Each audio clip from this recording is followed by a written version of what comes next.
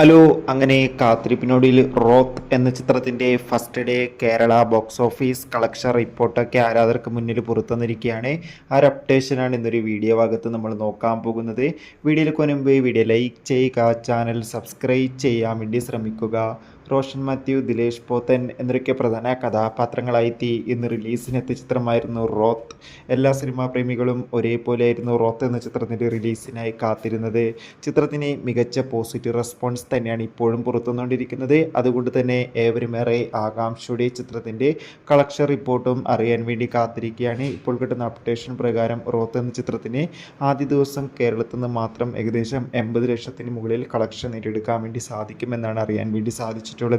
എന്തായാലും റോത്ത് എന്ന ചിത്രത്തിൻ്റെ കൂടുതൽ ബോക്സ് ഓഫീസ് കളക്ഷൻ റിപ്പോർട്ടിനായി കാത്തിരിക്കാം.